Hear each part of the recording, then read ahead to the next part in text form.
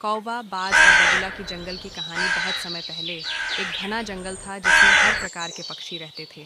उनमें कौवा, बाज और बगुला भी थे। ये तीनों एक दूसरे से बहुत अलग थे, लेकिन उनकी बातचीत अक्सर होती थी।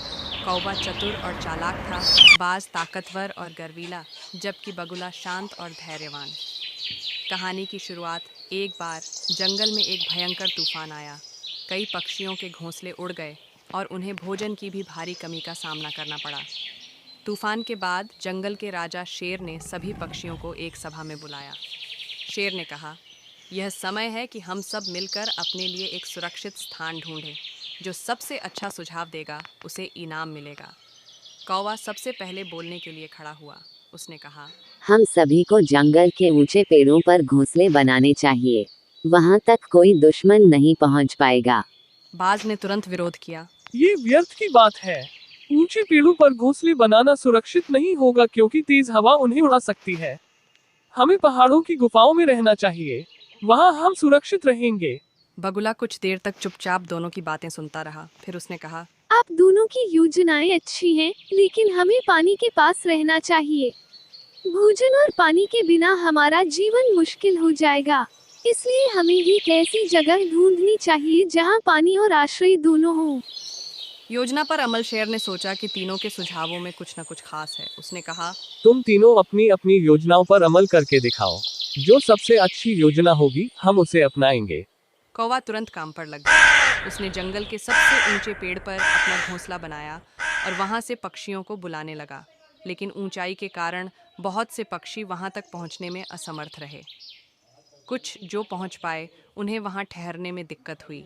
बाज ने पहाड़ की गुफा में अपना ठिकाना बनाया। गुफा सुरक्षित तो थी, लेकिन वहां अंधेरा और ठंड थी। पानी भी दूर था और भोजन की व्यवस्था करना कठिन हो गया। कुछ पक्षी वहां आए, लेकिन अधिक समय तक वहां टिक नहीं पाए। दूसरी ओर बगुला ने एक झील के किनारे अपनी जगह बनाई। उसने वहां बड़े पेड़ों की जड़ों के बीच घोंसले बनाए। पानी पास में था और झील में मछलियां भी थीं। धीरे धीरे कई पक्षी वहां आने लगे। परिणाम। कुछ महीनों बाद शेर ने फिर से सभा बुलाई। उसने तीनों से उनके अनुभव पूछे। कौवा और बाज ने अपनी असफलताओं को स्वीकार किया। उन्होंने कहा कि उनकी योजनाओं में कमी थी, लेकिन जब बगुला ने अपनी योजना के बारे में बताया तो सभी पक्षी उसकी प्रशंसा करने लगे। शेर ने घोषणा की, बगुला की योजना सबसे अच्छी थी। उसने न केवल अपनी जरूरतों का ध्यान रखा बल्कि दूसरे पक्षियों की भी मदद की। अब से हम सभी झील के पास रहेंगे। सीख। इस घटना से सभी पक्षियों ने एक महत्वपूर्ण सबक सीखा। कौवा की चालाकी और बाज की ताकत के बावजूद बगुला का धैर्य और समझदारी सबसे अधिक उपयोगी साबित हुई। उन्होंने यह भी समझा कि अकेले काम करने से बेहतर है कि सभी मिलकर साथ काम करें।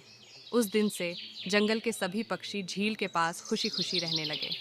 कौवा और बाज ने भी बगुले से अपनी भूल स्वीकार की और मित्रता कर ली। निष्कर्ष। यह कहानी हमें सिखाती है कि हर समस्या का समाधान धैर्य और समझदारी से किया जा सकता है। साथ ही मिलजुल कर काम करने से हर चुनौती का सामना आसानी से किया जा सकता है।